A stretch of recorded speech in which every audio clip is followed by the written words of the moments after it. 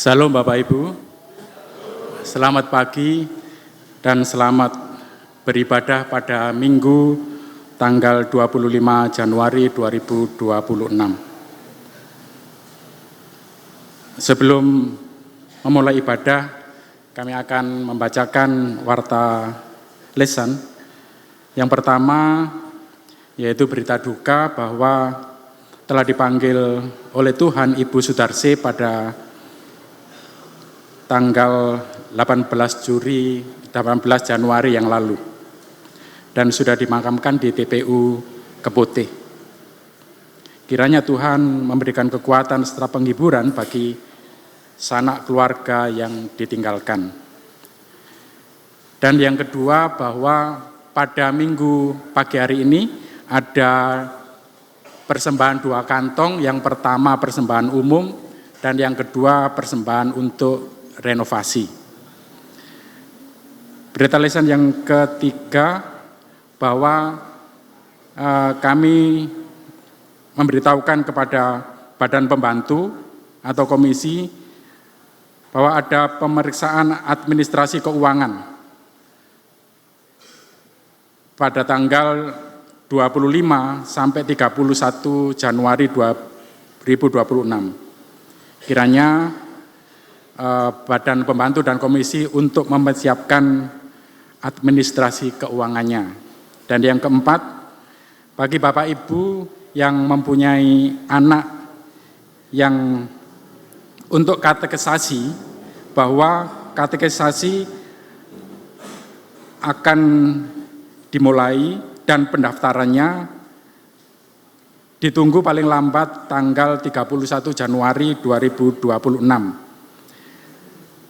Harap Bapak Ibu mendaftarkan anak-anaknya untuk ke sekretariat gereja dengan membawa fotokopi surat kewargaan, yaitu yang pertama surat kewargaan yang dibawa, dan juga nomor HP. Dan yang kelima, berita lisan yang kelima, katekisasi pranikah. Untuk warga yang akan mengikuti katekisasi pranikah dimohon mendaftar ke sekretariat pada hari dan jam kerja. Pendaftaran paling lambat 31 Januari 2026. Dan khususnya bagi Bapak Ibu Panatua Diaken bahwa pada hari Selasa tanggal 27 Januari akan diadakan sidang majelis istimewa. Waktunya jam 19, tempatnya di gedung gereja. Mohon hadir tepat waktu. Demikian Bapak Ibu, berita lisan pada pagi hari ini. Marilah kita memulai untuk ibadah. Kami mohon Bapak Ibu untuk bangkit berdiri.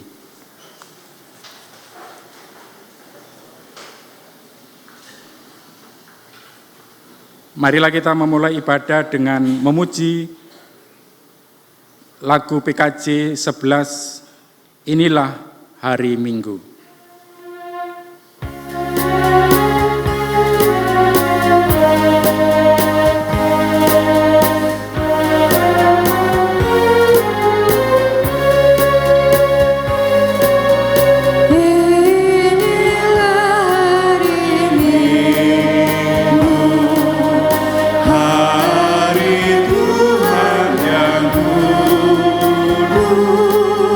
Semua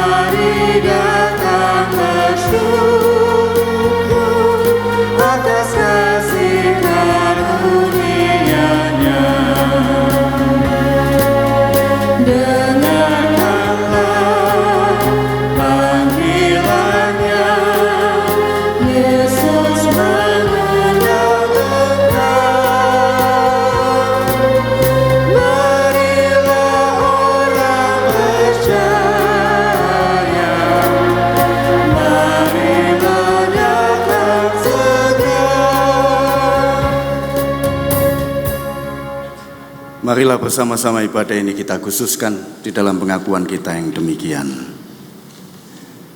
Pertolongan kita adalah dalam nama Tuhan yang menjadikan langit dan bumi, yang tidak pernah meninggalkan perbuatan tangannya, dan yang kasih setianya tetap untuk selama-lamanya. Kasih karunia dan damai sejahtera dari Allah Bapa di sorga dan dari Tuhan Yesus Kristus menyertai saudara sekalian. Amin.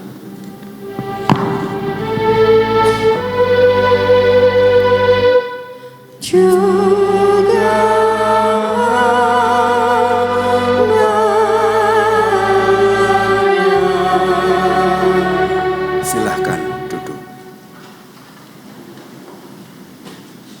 Jemaat yang dikasihi oleh Tuhan, sabda pembimbing yang menjadi tema ibadah kita pada saat ini adalah firman Tuhan dalam surat 1 Korintus pasal 15 ayat 58. Demikian firman Tuhan. Karena itu saudara-saudaraku yang kekasih, berdirilah teguh, jangan goyah, dan giatlah selalu dalam pekerjaan Tuhan. Sebab kamu tahu bahwa dalam persekutuan dengan Tuhan, jerih payahmu tidak sia-sia. Amin. Mari bersama-sama kita menanggapi firman Tuhan ini. NKB 125, kita nyanyikan bait pertama dan kedua.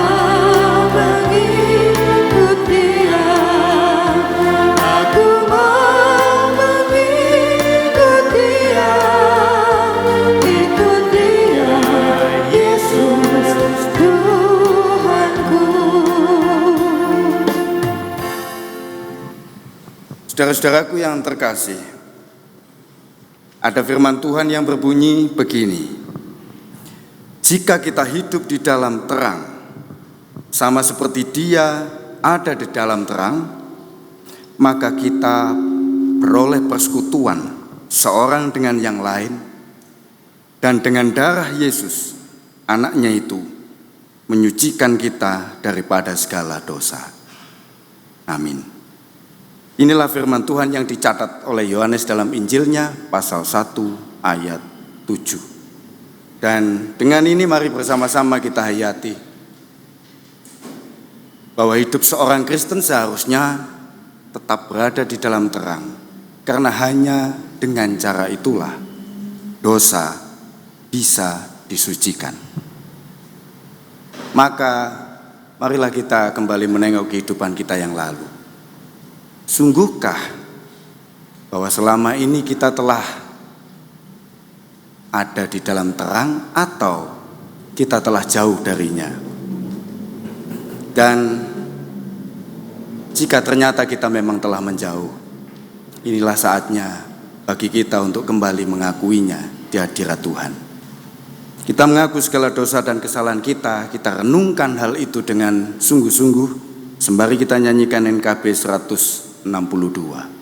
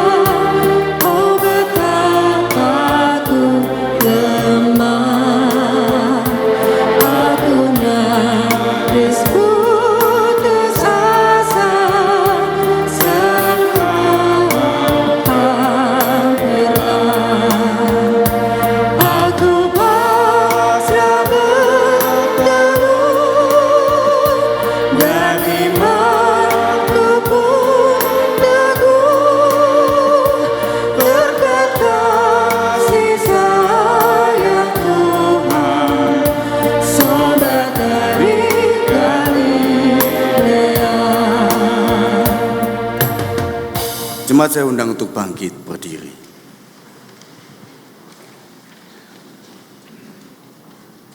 Sebesar apapun dosa dan kesalahan kita, ketahuilah bahwa ternyata Tuhan masih berkenan mengumpulkan kita melalui panggilan kudus. Bukan hanya untuk bertemu dengan kita, akan tetapi sekaligus untuk mengampuni segala dosa dan kesalahan kita. Maka hari ini Dia berfirman demikian. Dialah yang menyelamatkan kita dan memanggil kita dengan panggilan kudus, bukan berdasarkan perbuatan kita, melainkan berdasarkan maksud dan kasih karunia-Nya sendiri, yang telah dikaruniakan kepada kita dalam Kristus Yesus sebelum permulaan zaman. Amin. Damai sejahtera bagi saudara-saudara sekalian. Nikmatilah berita pengampunan ini di dalam senyum. Salamilah saudara-saudaramu kanan kirimu. Ucapkanlah damai sejahtera bagimu dan berbahagialah.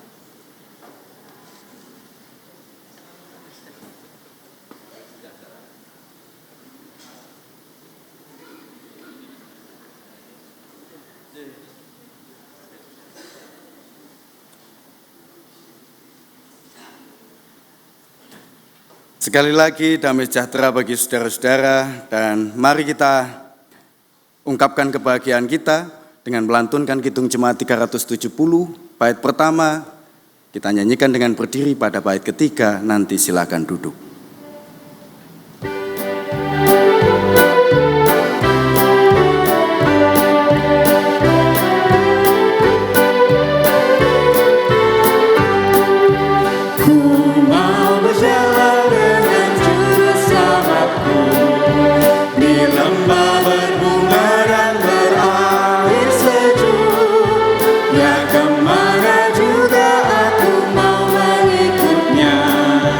Sampai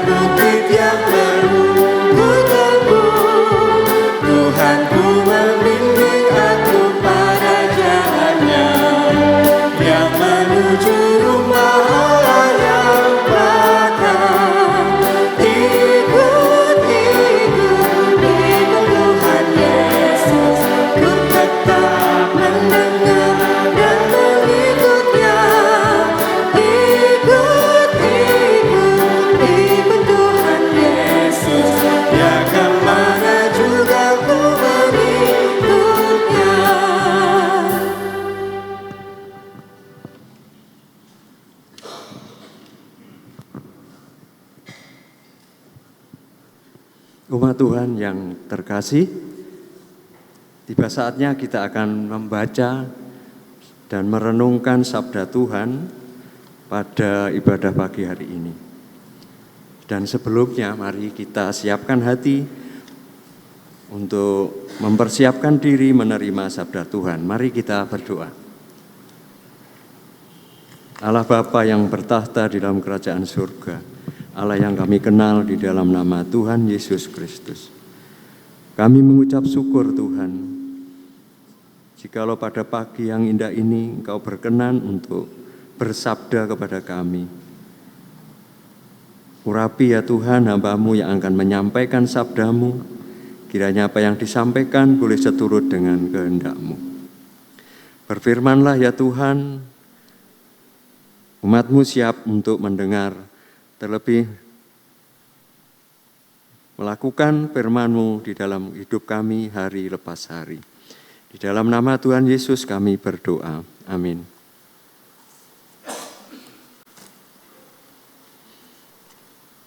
Bacaan firman Tuhan yang pertama terambil dari kitab Yesaya pasal 9 ayat pertama sampai keempat. Yang demikian bunyi firman Tuhan. Bangsa yang berjalan di dalam kegelapan telah melihat terang yang besar. Mereka yang diam di negeri kekelaman, atasnya terang telah bersinar. Engkau telah menimbulkan banyak sorak-sorak dan sukacita yang besar. Mereka yang telah bersukacita di hadapan-Mu, seperti sukacita di waktu panen, seperti orang bersorak-sorak di waktu membagi-bagi jarahan. Sebab kuk yang menekannya dan gandar yang di atas bahunya, serta tongkat si penindas telah kupatahkan seperti pada hari kekalahan Midian. Sebab setiap sepatu tentara yang berderap-derap dan setiap jubah yang berlumuran darah akan menjadi umpan api.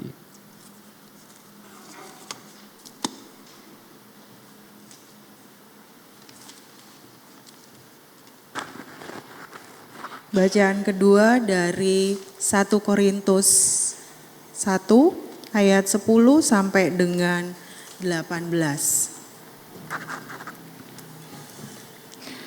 Tetapi aku menasihatkan kamu, saudara-saudara, demi Tuhan kita Yesus Kristus, supaya kamu seias kata dan jangan ada perpecahan di antara kamu. Tetapi sebaliknya supaya kamu erat bersatu dan sehati sepikir. Sebab saudara-saudaraku, aku telah diberitahukan oleh orang-orang dari keluarga Chloe tentang kamu, bahwa ada perselisihan di antara kamu. Yang aku maksudkan ialah bahwa kamu masing-masing berkata, aku dari golongan Paulus, atau aku dari golongan Apolos, atau aku dari golongan Kefas, atau aku dari golongan Kristus. Adakah Kristus terbagi-bagi? Adakah Paulus disalibkan karena kamu? Atau adakah kamu dibaptis dalam nama Paulus? Aku mengucap syukur bahwa tidak ada seorang pun juga di antara kamu yang aku baptis selain Krispus dan Gaius. Sehingga tidak ada orang yang dapat mengatakan bahwa kamu dibaptis dalam namaku. Juga keluarga Stefanus, aku yang membaptisnya. Kecuali mereka aku tidak tahu, entahkah ada lagi orang yang aku baptis. Sebab Kristus mengutus aku bukan untuk membaptis, tetapi untuk memberitakan Injil, dan itu pun bukan dengan hikmat perkataan, supaya salib Kristus jangan menjadi sia-sia. Sebab pemberitaan tentang salib memang adalah kebodohan bagi mereka yang akan binasa, tetapi bagi kita yang diselamatkan, pemberitahuan itu adalah kekuatan Allah.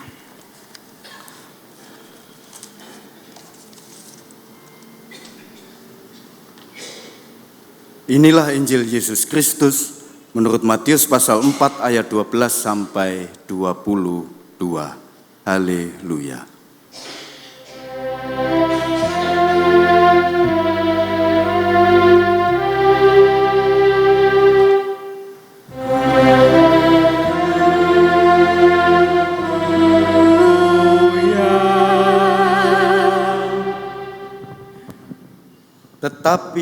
waktu Yesus mendengar bahwa Yohanes telah ditangkap, menyingkirlah ia ke Galilea.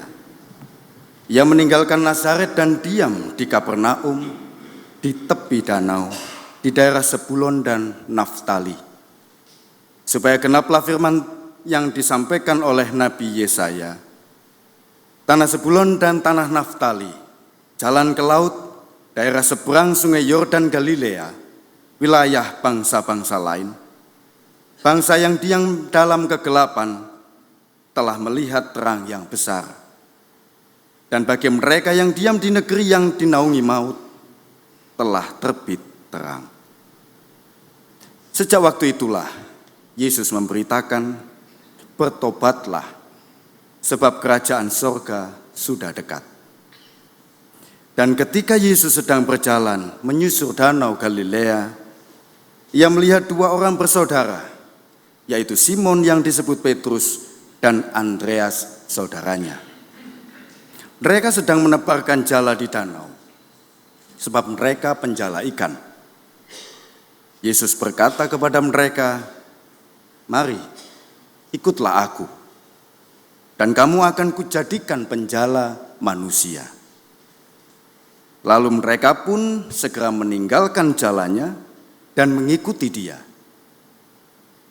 Dan setelah Yesus pergi dari sana, dilihatnya pula dua orang bersaudara, yaitu Yakobus anak Zebedeus dan Yohanes saudaranya. Bersama ayah mereka Zebedeus sedang membereskan jala di dalam perahu.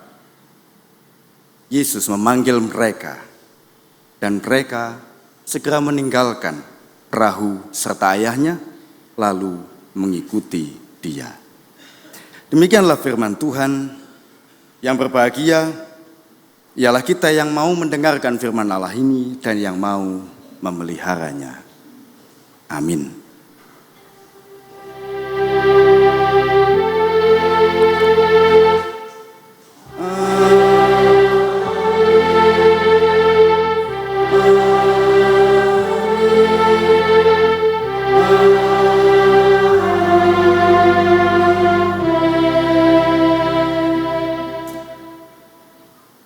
Jemaat yang dikasihi oleh Tuhan, kira-kira apakah bedanya antara penjala ikan dan penjala manusia? Sekali lagi, pertanyaannya adalah apa bedanya antara penjala ikan dan penjala manusia? Saya yakin mungkin panjenengan dalam hati berpikir, ayo jelaslah Pak. Jelas beda objeknya, yang satunya ikan, yang satunya manusia. Ya, betul sih. Tetapi bukan itu maksud Tuhan Yesus. Sebab perlu kita tahu Bapak Ibu, bahwa beda hakiki antara penjala ikan dan penjala manusia itu begini. Bahwa penjala ikan, nelayan, itu menangkap ikan untuk menaklukkannya dan untuk mencari keuntungan dari tangkapannya itu. Itu penjala ikan. Sedangkan penjala manusia sama sekali tidak bertujuan untuk menaklukkan dan mencari keuntungan. Tetapi sebaliknya, untuk memberi hidup. Maka saudara-saudara, beda terletak pada tujuannya. Penjala ikan untuk mencari keuntungan semata-mata hanya itu, sedangkan penjala manusia memberi hidup. Yang satu mengambil, yang lain memberi. Itulah perbedaan mendasar antara penjala ikan dan penjala manusia. Dan perlu kita tahu juga bahwa istilah penjala manusia ini bukanlah istilah yang baru disampaikan oleh Tuhan Yesus. Tidak. Istilah ini sudah lama ada di dalam perjanjian lama. Bahkan kalau kita mau meneliti Alkitab kita, contohnya dalam Yeremia pasal 16 ayat 16. Ada firman Tuhan yang bunyinya begini. Sesungguhnya aku mau menyuruh banyak penangkap ikan. Demikianlah firman Tuhan yang akan menangkap mereka. Sesudah itu aku mau menyuruh banyak pemburu yang akan memburu mereka dari atas segala gunung dan dari atas segala bukit dan dari celah-celah bukit batu. Itu dalam Yeremia pasal 16 ayat 16. Maka saudara-saudara,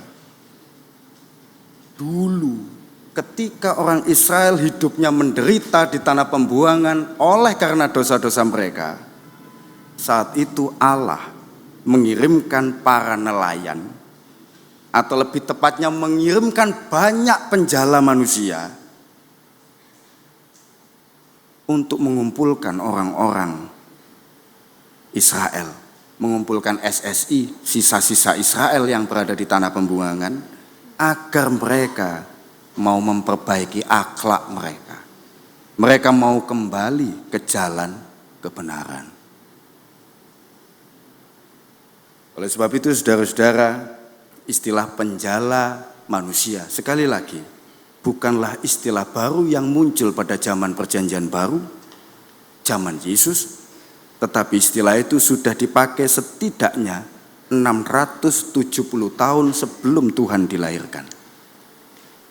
Jauh sebelum ada Perjanjian Baru. Dan saat ini di dalam Injil, Tuhan Yesus kembali memakai istilah yang langka ini untuk mengingatkan para murid bahwa tugas orang Kristen itu tak lain adalah menjadi penjala manusia, yakni menjadi kolektor, menjadi pengumpul, mengumpulkan orang-orang yang tersesat agar mereka mau kembali mendapatkan hidup. Sekali lagi, itulah makna penjala manusia yang saat ini sedang disabdakan oleh Tuhan. Tetapi mari kita lihat kenyataannya. Kebanyakan manusia ini ternyata lebih suka untuk menjadi penjala ikan, bukan penjala manusia. Manusia lebih suka untuk menaklukkan, untuk mencari keuntungan dengan segala cara dibanding memberi hidup. Orang akan jauh lebih memilih enak jadi penjala ikan daripada menjadi penjala manusia. Enak berpikir tentang apa yang aku dapat dibanding berpikir apa yang bisa aku beri. Contoh, ini adalah peristiwa yang terjadi sudah lama ketika saya masih SMA, tahun 1990. Saat itu saudara-saudara, Irak itu menuduh Kuwait telah mencuri minyak milik mereka. Kok bisa? Ya, Irak menuduh Kuwait telah mencuri minyak di lahan milik Irak dengan cara pengeboran sistem slant drilling. Slant drilling itu adalah pengeboran miring. Jadi kelihatannya dari atas ngebornya di tanah Kuwait, tetapi moncong bor ini ada di tanah milik Kuwait, milik Irak. Dan ini yang membuat Irak menjadi mangkel. Dan akhirnya mereka memaksa ingin melakukan investigasi dengan cara invasi ke negara Kuwait untuk memeriksa apa betul hal itu sudah terjadi. Dan ketika mereka sudah memasuki negara Kuwait, saudara-saudara, 2 bulan kemudian, tepatnya tanggal 10 Oktober 1990, ada seorang gadis muda, masih berumur 15 tahun. Dia bernama Nayirah. Dia dihadirkan dalam sebuah rapat besar Komisi Hak Asasi Manusia di Amerika Serikat. Dan saat itu di hadapan tokoh-tokoh negara Paman Sam ini, dia memberi sebuah kesaksian yang menegangkan. Dia bercerita bahwa ketika para tentara Irak itu menginvasi Kuwait, mereka bukan hanya menginvestigasi atau meneliti pengeboran minyak, tetapi mereka juga memasuki rumah sakit. Untuk apa? Ya, mereka masuk ke rumah sakit, lalu mereka mengambil atau melepaskan bayi-bayi dari inkubatornya. Ada 15 bayi yang dipaksa dicopot dari inkubatornya dan tabung untuk menghangatkan bayi itu mereka ambil. Sedangkan bayinya mereka geletakkan begitu saja di lantai rumah sakit. Mereka membiarkan bayi-bayi itu mati. Memang saudara-saudara, Naila tidak menyebutkan angka pastinya, tetapi dalam laporan tertulisnya, dia sempat menyatakan, mengklaim bahwa sesungguhnya ada 312 orang bayi yang telah dibantai tentara Irak pada hari itu. Bersama-sama kita bisa lihat fotonya. Bapak, Ibu, dan Saudara, inilah foto Naira. Tentu kesaksian yang dia berikan, kesaksian yang menegangkan. Kesaksian ini lalu tersebar ke seluruh dunia, terutama di Amerika dan seluruh negara Eropa. Kesaksian ini diputar berulang-ulang, diputar berkali-kali dalam sidang-sidang internasional. Dan tentu ini membuat masyarakat Amerika menjadi panas. Mereka menjadi sangat gerah dan akhirnya Kongres Amerika Serikat memberi lampu hijau kepada George Walker Bush, presiden mereka, untuk menyelamatkan Kuwait. Kemudian saudara-saudara, Presiden Amerika Serikat George Walker Bush menggunakan kesaksian itu untuk menolong Kuwait. Dan akibatnya lebih dari 100.000 nyawa prajurit Irak melayang, mati gugur akibat terjadinya Perang Teluk mulai tahun 1991. Saudara-saudara yang dikasihi oleh Tuhan, setelah Kuwait lepas dari cengkeraman Irak, lepas dari pengaruh Irak, ada seorang wartawan dari sebuah harian New York Times. Beliau bernama John Rick MacArthur. Wartawan ini benar-benar ingin melakukan sebuah penelitian mendalam terhadap kesaksian yang diberikan Naira terhadap kasus pelanggaran hak asasi manusia oleh tentara Irak dulu. Kita bersama-sama lihat fotonya.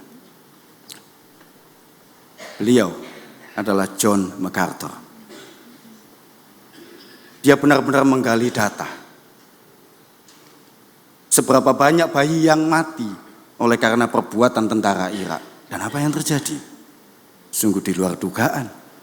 Karena akhirnya wartawan yang satu ini menemukan kenyataan bahwa Naira itu ternyata telah memberikan kesaksian palsu.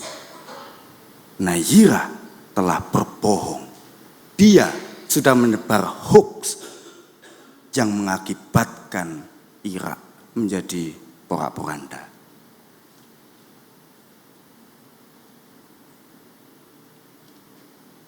Wartawan ini juga akhirnya menemukan identitas dari sosok Naira. Seperti yang foto yang bersama-sama bisa kita lihat, gambar ketiga. Ternyata gadis ini sesungguhnya bernama Nijira Al-Sabah. Beliau adalah putri dari Saud bin Nasir Al-Sabah, duta besar Kuwait untuk Amerika. Saudara-saudara, sekali lagi, ini sungguh menjadi hal yang patut disayangkan. Bahwa Naira atau Nijira Al-Sabah, gadis yang masih belia itu, benar-benar ingin menjala perhatian dari Amerika Serikat sebanyak-banyaknya. Dia benar-benar ingin mencari perhatian sehebat-hebatnya dengan umpan tipu muslihat untuk mencari keuntungan. Dan ini adalah sebuah taktik politik yang sangat licik dan juga tidak fair. Dan tentu gadis ini hanyalah menjadi sebuah kail, sebuah pancing yang dipakai oleh para elit politik negara Kuwait untuk mempertahankan negaranya dari serangan Irak. Alhasil, perang Teluk terjadi, korban jiwa ratusan ribu banyaknya. Kita tidak tahu apa yang terjadi sesungguhnya.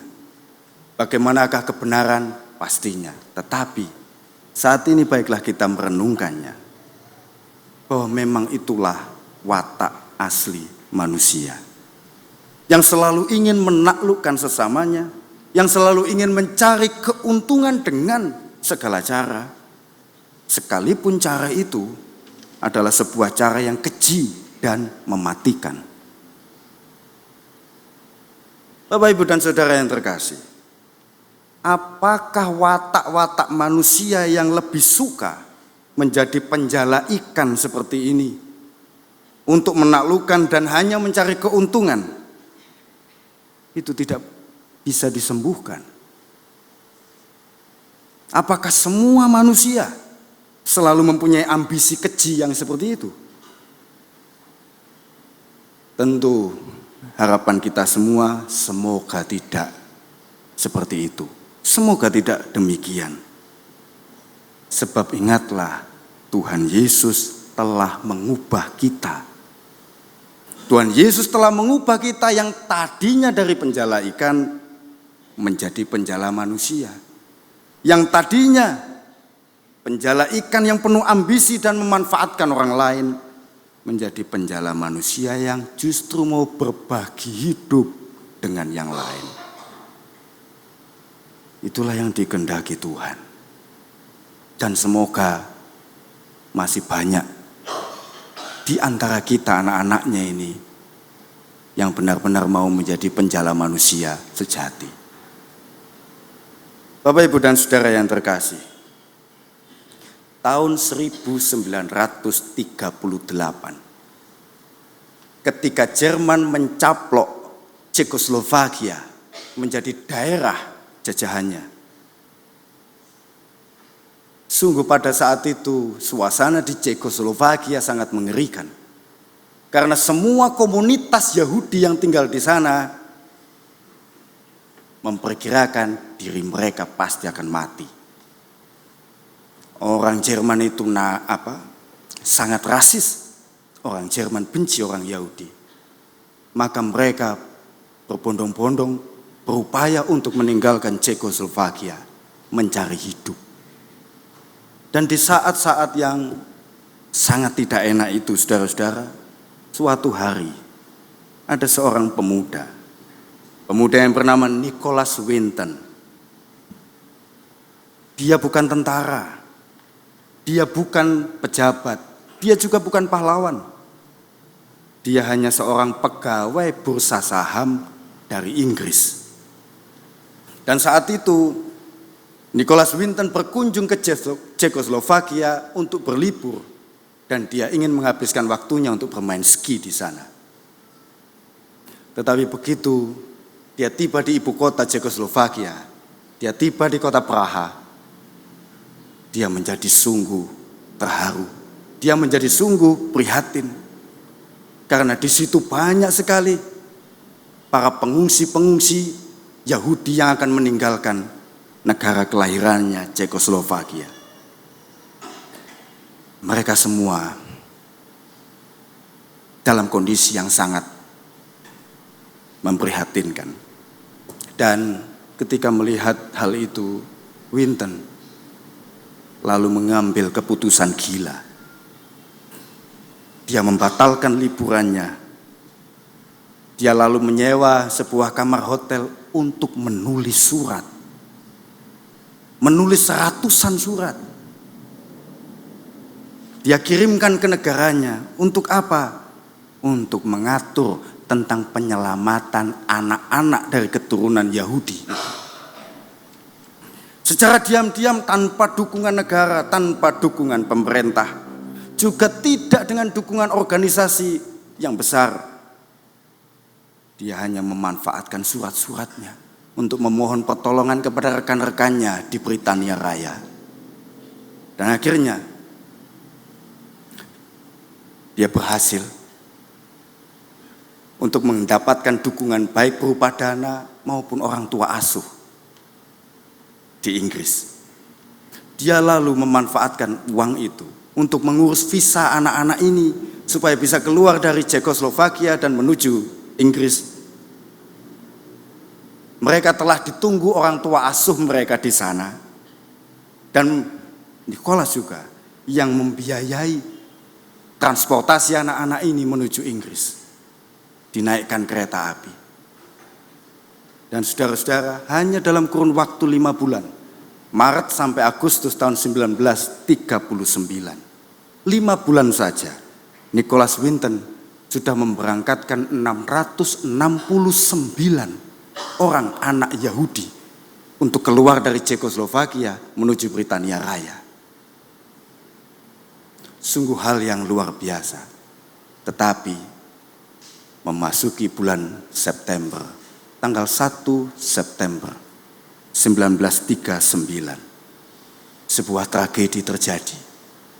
Semua orang tidak berpikir, tidak mengira bahwa tanggal itu dimulainya Perang Dunia Kedua. Saat itu, semua perbatasan ditutup. Kereta tidak boleh berangkat. Padahal Nicholas Winton telah memasukkan 250 orang anak dalam kereta itu untuk berangkat ke Inggris. Dan akhirnya anak-anak itu menjadi tawanan Nazi. Bagaimanakah nasib mereka? Mereka semua mati. 250 orang anak mati di kamp-kamp tawanan milik Jerman. Kita bersama-sama melihat foto dari Nicholas Winton. Beliaulah Nicholas Winton yang dengan usaha keras menyelamatkan anak-anak Yahudi itu agar bisa terbebas dari pengaruh Nazi. Nicholas Winton sendiri selamat. Dia dapat kembali pulang ke negaranya. Dan dia menyembunyikan segala duka citanya hanya untuk dirinya sendiri. Tidak pernah ada orang yang tahu akan perbuatan baik yang pernah dia lakukan. 50 tahun lamanya dunia tidak ada yang tahu apa yang pernah dia lakukan. Tetapi suatu ketika di tahun 1988, istrinya yang bernama Greta, sang istri menemukan catatan dalam buku harian Nicholas Winton. Dan sang istri ini membaca dengan sungguh terharu. Dia terkejut. Dalam buku harian itu terdapat deretan nama anak-anak keturunan Yahudi. Bahkan dilengkapi dengan foto-foto mereka. 669 anak yang telah diselamatkan itu. Lengkap nama termasuk alamat orang-orang tua asuh yang ada di Inggris yang telah mau menampung mereka. Begitu Greta menemukan catatan itu, dengan diam-diam tanpa memberitahu suaminya, dia lalu mengirimkan buku harian itu ke stasiun televisi terkenal BBC. Dan ketika BBC menerima catatan itu, apa yang dilakukan BBC? Pihak pertelevisian itu lalu membuat banyak surat yang dikirimkan kepada nama-nama keluarga yang tercatat di buku itu, nama-nama orang tua asuh yang telah merawat anak-anak Yahudi itu. 80 orang anak Winton ternyata masih hidup di Britania Raya. Dan suatu ketika Nicholas Winton lalu diundang menghadiri sebuah acara televisi BBC. Dia diundang hanya sebagai penonton biasa. Tetapi dalam acara itu lalu ada kejutan. Buku Winton lalu ditampilkan dan dibacakan. Kisah hidupnya diceritakan. Lalu pembawa acara bertanya, jika ada orang di studio ini yang hidupnya pernah diselamatkan oleh Nicholas Winton, saya persilakan untuk berdiri. Satu persatu orang berdiri dan akhirnya puluhan orang berdiri di sekitar Winton. Mereka semua adalah anak-anak kecil yang dulu pernah diselamatkan oleh Nicholas Winton dan hidup dengan sejahtera di Britania Raya. Tentu ini membuat Bapak Nicholas menangis. Dia tidak pernah ingin disebut pahlawan. Dia sembunyikan masa lalunya itu. Tetapi malam itu dia benar-benar dihargai sebagai sosok yang baik. Bahkan Ratu Inggris lalu menganugerahkan gelar kebangsawanan kepada Nicholas Winton, dan lebih dari itu, pada tanggal 28 Oktober tahun 2014, dia dianugerahi penghargaan tertinggi oleh Republik Ceko. Sebuah penghargaan yang diberi nama Order of the White Lion oleh Presiden Ceko saat itu Miloš Zeman. Bapak, Ibu, dan Saudara yang dikasihi oleh Tuhan, itulah Nicholas Winton, orang yang baik. Beliau sudah wafat pada tahun 2015 dalam usia 106 tahun. Beliau sangat dicintai oleh Tuhan. Oleh sebab itu Tuhan menganugerahkan umur panjang baginya. Dan hari ini 669 anak yang telah diselamatkan oleh Nicholas diperkirakan sudah mempunyai 6.000 keturunan yang hidup di seluruh dunia. Dan perlu kita catat, sejarah mengungkap kadang dunia ini tidak diselamatkan oleh seorang jenderal atau seorang presiden, tidak. Tetapi pernah diselamatkan oleh satu orang biasa-biasa saja yang mau peduli. Itu. Dan inilah sesungguhnya yang patut kita teladani. Seorang yang sungguh-sungguh melaksanakan tugas panggilannya sebagai seorang penjala manusia yang baik. Penjala manusia yang benar-benar berfungsi sesuai dengan sabda Kristus. Penjala manusia yang benar-benar mau berbagi hidup. Maka berupayalah untuk melakukannya meskipun kecil. Tuhan pasti akan menyertai saudara. Amin. Saat teduh bagi kita.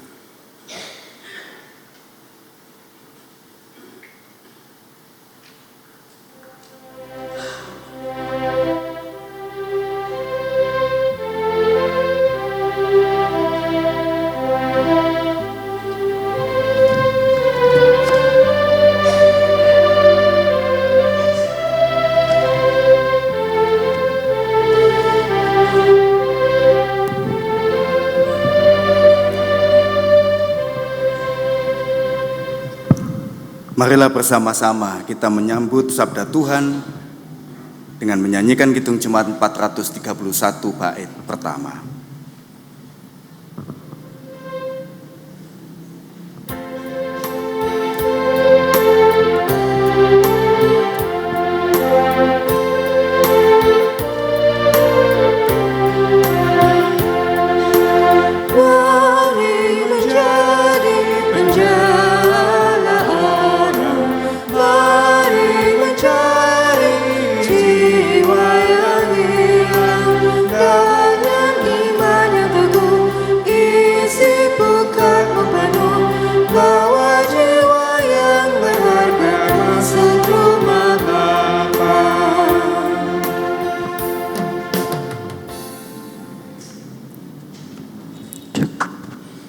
Mari kami undang Bapak Ibu Jemaat untuk bangkit berdiri.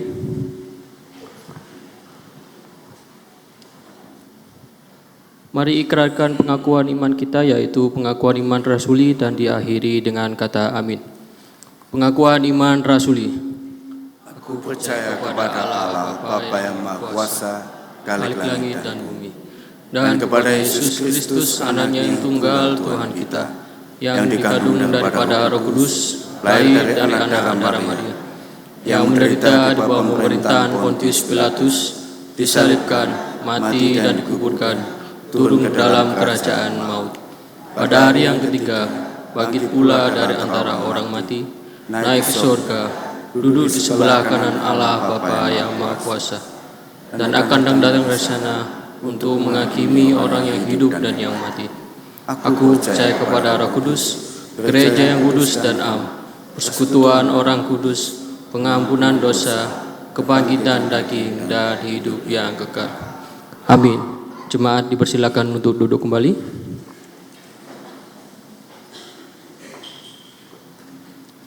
Mari bersama-sama kita berdoa. Bapa di dalam sorga, sungguh hari ini di dalam kerendahan hati akan tetapi dengan semangat yang penuh, kami mengungkapkan syukur kami ke hadirat-Mu. Oleh karena sekali lagi Engkau telah berkenan untuk mengingatkan kami akan tugas panggilan kami untuk menjadi penjala manusia. Menjadi umat-Mu, anak-anak-Mu yang mau berbagi hidup, berbagi sejahtera dengan yang lain, agar mereka semua merasakan kasih setia Kristus, merasakan berkat-berkat-Nya, sampai menuju pada akhir zaman. Maka ya Tuhan, sungguh tolonglah kami, mampukan kami untuk melakukannya dengan setia, dengan tulus. Mampukan kami untuk menjadi penjala manusia bagi sekeliling kami, bagi saudara-saudara kami. Mampukan kami untuk melakukan hal yang meskipun kecil, akan tetapi bermanfaat bagi dunia. Kami serahkan hidup kekristenan kami kepadamu. Dan saat ini ya Tuhan, kami memohon kiranya Engkau juga berkenan untuk menyertai saudara-saudara kami yang oleh karena kondisi fisik mereka, saudara-saudara kami masih belum mampu melaksanakan tugas panggilannya dengan baik.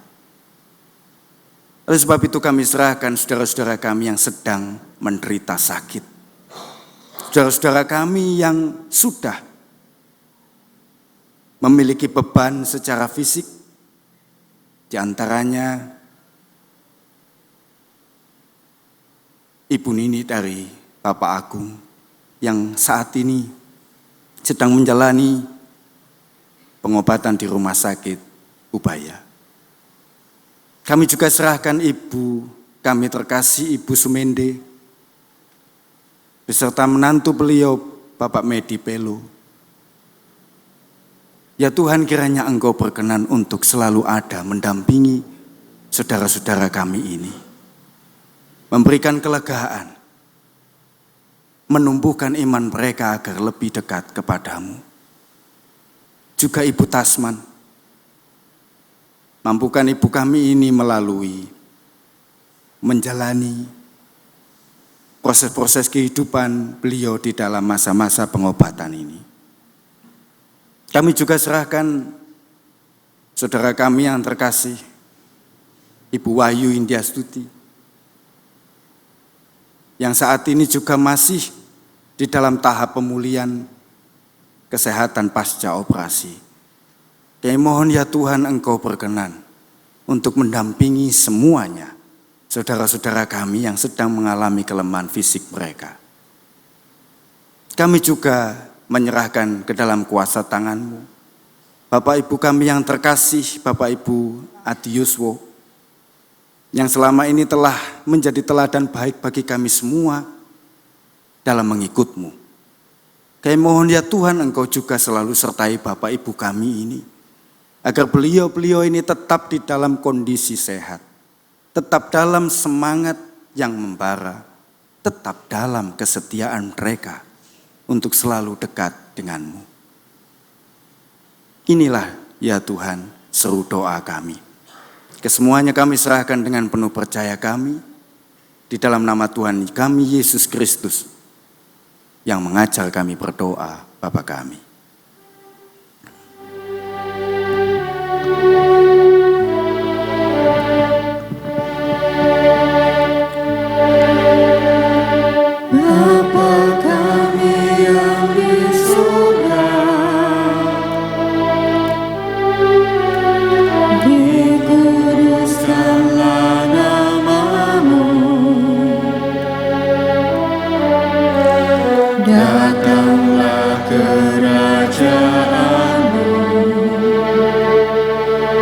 Jadilah kehendak-Mu di bumi seperti yang di surga.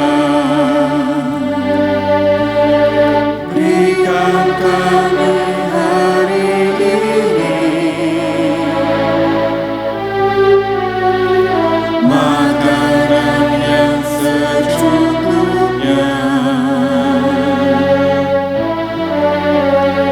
Ampuni kesalahan kami, seperti kami ampuni orang yang bersalah pada kami. Jangan bawa kami ke dalam percobaan, lepaskan kami dari yang jahat, karena Engkau punya kerajaan dan kuasa,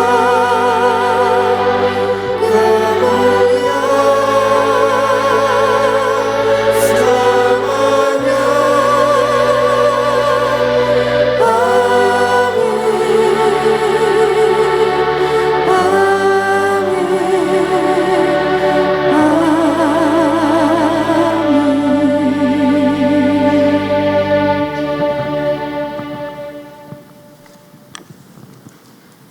Umat yang dikasihi Tuhan, tiba saatnya kita mengungkapkan rasa syukur kita dengan mengumpulkan persembahan. Adapun bacaan yang akan kita jadikan sebagai landasan kita mengumpulkan persembahan diambilkan dari 2 Korintus pasal 9 ayat yang ke-7 dan ke-8 yang demikian firman Tuhan. Hendaklah masing-masing memberikan menurut kerelaan hatinya, jangan dengan sedih hati atau karena paksaan. Sebab Allah mengasihi orang yang memberi dengan sukacita. Dan Allah sanggup melimpahkan segala kasih karunia kepada kamu, supaya kamu senantiasa berkecukupan di dalam segala sesuatu dan malah berkelebihan di dalam berbagai kebajikan. Persembahan kita kumpulkan dengan bersamaan memuji nama Tuhan dari Kidung Jemaat nomor 40-41, bait bersama sampai selesainya kita mengumpulkan persembahan.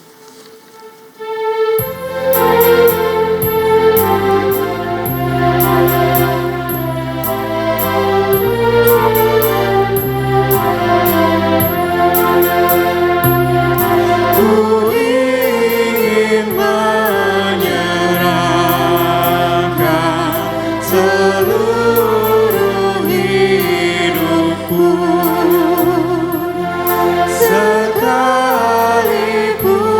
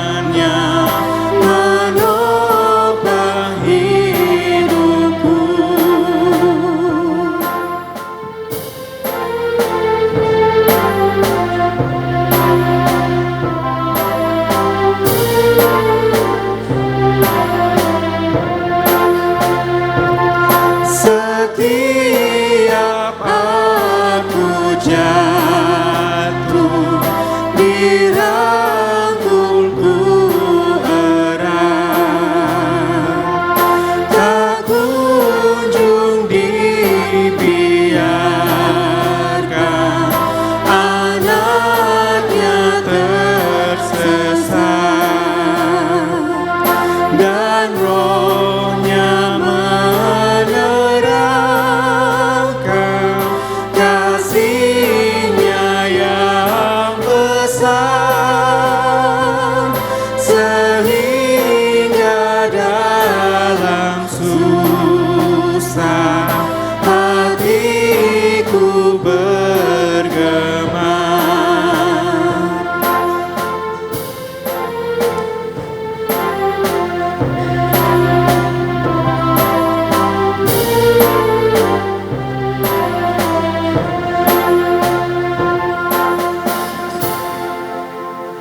Umat yang terkasih, kami undang untuk berdiri.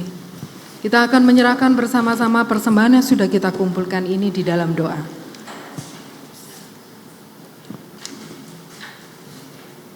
Mari kita berdoa. Sungguh kami mengucap syukur Tuhan atas kasih penyertaan-Mu di dalam kehidupan kami.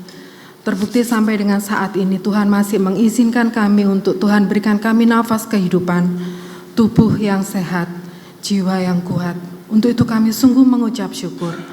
Dan sebagai rasa ucapan syukur kami Tuhan, kami sudah memberikan persembahan yang sangat sedikit sekali dibandingkan berkat Tuhan yang begitu banyak dalam kehidupan kami. Namun kami mau belajar untuk memberikan persembahan ini dengan tulus hati kami dan berharap persembahan ini kiranya mampu menjadi dupa yang harum bagi Engkau. Dan kiranya Tuhan, kami boleh memakai persembahan ini untuk melakukan pekerjaan-pekerjaan Tuhan bagi pelebaran kerajaan Tuhan, khususnya di tempat kami boleh bertumbuh dan berbuah, yaitu di GKJ Ngagel ini. Terima kasih untuk semua yang sudah boleh Tuhan berikan dalam kehidupan kami. Tak henti-hentinya kami mengucap syukur. Kami serahkan semua persembahan yang terkumpul pada hari ini Tuhan. Engkau sucikan. Dan kiranya Tuhan, para pengelola keuangan juga bisa mengelola keuangan ini dengan baik, bertanggung jawab dan penuh rasa takut akan Tuhan. Terima kasih Tuhan, terima kasih. Tak berhenti-berhentinya kami mengucap syukur kepadamu. Di dalam nama Tuhan Yesus, kami berdoa dan kami mengucap syukur. Haleluya, amin. Umat tetap berdiri.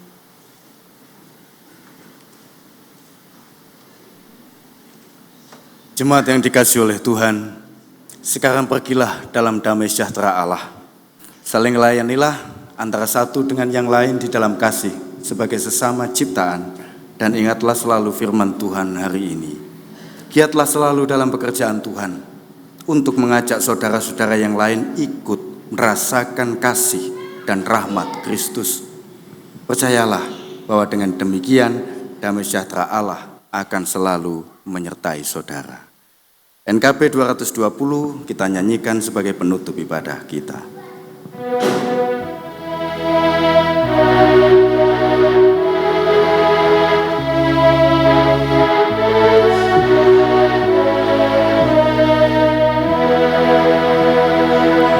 Utus aku Tuhan Yesus, utus aku, utuslah, bimbing aku Tuhan Yesus, bimbing aku, bimbinglah, ubah aku Tuhan Yesus, ubah aku, ubahlah. Arahkanlah hatimu kepada Tuhan dan masing-masing darimu terimalah berkat-Nya. Tuhan memberkati engkau dan melindungi engkau. Tuhan menyinari engkau dengan wajah-Nya dan memberi engkau kasih karunia. Tuhan menghadapkan wajah-Nya kepadamu dan memberi engkau damai sejahtera kini dan selama-lamanya. Amin.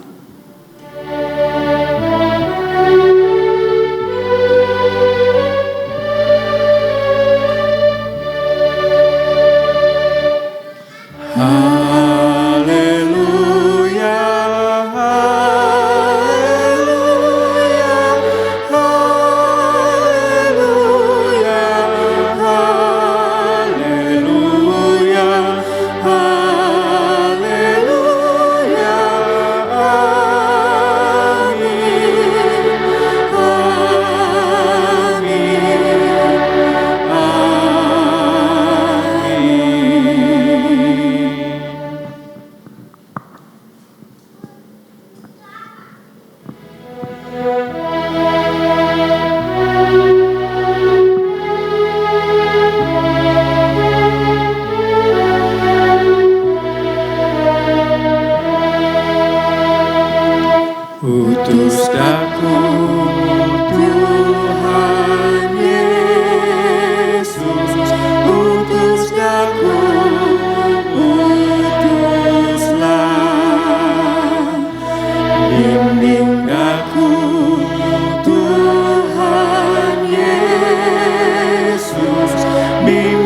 aku, bimbinglah. Ubah daku, Tuhan Yesus, ubah daku.